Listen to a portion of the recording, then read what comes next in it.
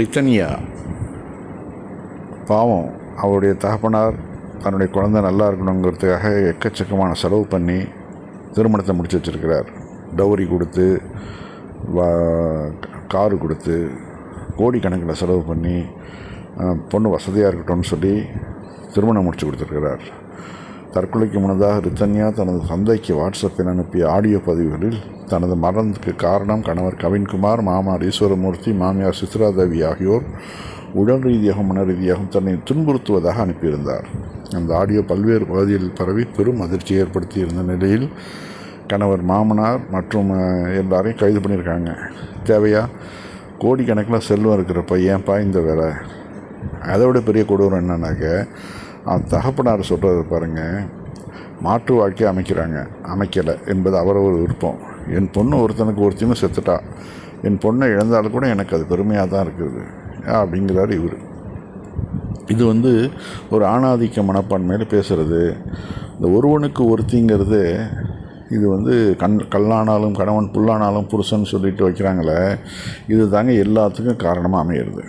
அந்த பொண்ணு அப்போவே பிரச்சனைன்னு வரும்போது டக்குன்னு இவர் சுதாரிச்சுக்கிட்டு அந்த பொண்ணை திருப்பி அனுப்பாமல் உண்மையை தெரிஞ்சுக்கிட்டு அனுப்பிச்சிருக்கணும்.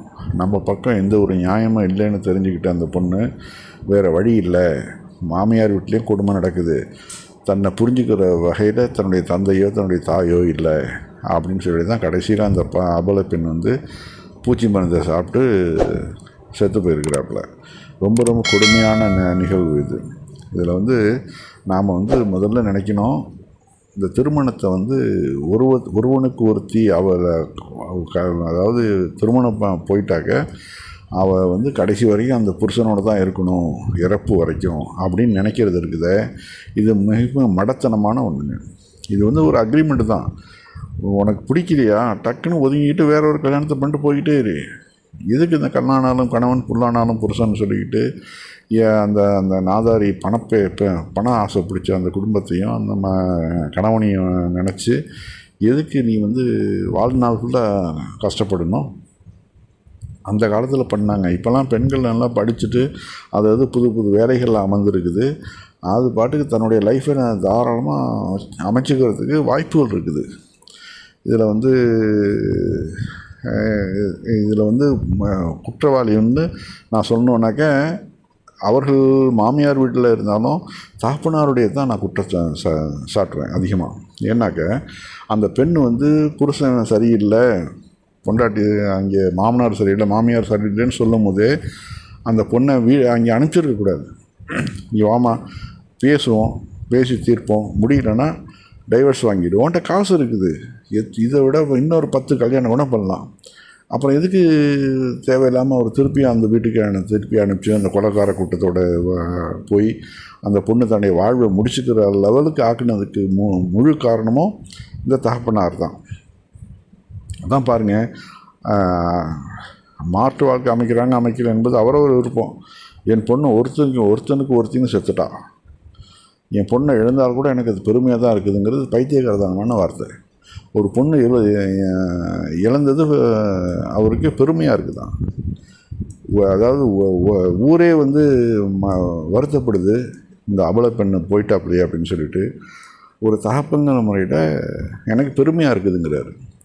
முதல்ல இவர் பிடிச்சி உள்ள போடணும் இந்த மாதிரி ஒரு வார்த்தை சொன்னதுக்காக. ஏன்னா இது வன்மையாக கண்டிக்கத்தக்கது இவருடைய வார்த்தை. இந்த ஒருவனுக்கு ஒருத்திங்கிறதே மடத்தனமான ஒன்று. ஒருவனுக்கு ஒருத்தின்னு நீ இருங்க, காலம் ஃபுல்லாக அவன்கிட்ட தான் இருக்கணுங்கிறது மடத்தனமான வார்த்தை. பிடிக்கலையா ஒருத்தன், ஏன்னா யாரோ ஒருத்தனை டக்குன்னு கல்யாணம் பண்ணுறோம், 25 வருஷத்துக்கு பிறகு ஒரு கல்யாணம் பண்ணுறோம். அவன் யார் எப்படின்னு நம்ம ஃபுல் ஜாதகமாக பார்க்க போகிறதில்ல. தவறு நடந்து போச்சா, டக்குன்னு டைவர்ஸ் தான். டைவர்ஸ் பண்ணிவிட்டு வேற ஒரு பொண்ணை பார்த்துட்டு போயிட்டேரி, அதை விட்டுவிட்டு வாழ்நாள் ஃபுல்லாக நிம்மக்க சிந்திக்கிட்டே அவங்க கூட வாழ்க்கையை நடத்தணும்னா இது என்ன பைத்தியக்காரத்தானே? இது அந்த காரணம் கிடையாதுங்க. இது ஏன் புரிஞ்சிக்க மாட்டேங்கிறாங்க? முஸ்லீம்கள்லாம் இதெல்லாம் 1400 வருஷத்துக்கு முன்னாடியே நபிகள்லாம் சொல்லிட்டாங்க, பிடிக்கலையா நீ பிரிஞ்சு போயிடு, வேற ஒரு கல்யாணத்தை மட்டும் சந்தோஷமாயிரு. அது 1400 வருஷத்துக்கு முன்னாடி சொல்லிட்டாங்க. ஆனால் இன்றைக்கி வரைக்கும் இந்து மதத்தில் அதை கொண்டு வரது ரொம்ப சிரமமாக இருக்குது. அதனால தான் இந்துக்கள் குடும்பங்களில் அதிகமான இந்த வரதட்சணை கொடுமைகள், கொலைகள் நடக்குது. முஸ்லீம் குடும்பங்களில் ரொம்ப ரேராக தான் நடக்கும். அவங்க கூட பாருங்கள், இஸ்லாத்தை ஃபாலோ பண்ணாதவனாக தான் இருப்பான். இஸ்லாத்தில் கூட அந்த மாதிரி நடந்தால் கூட அவன் இஸ்லாமிய சட்டங்களை அவன் ஃபாலோ பண்ணுறது இல்லை. அதனால தான் அங்கே கூட அந்த மரணங்கள் நிகழ்கிறது.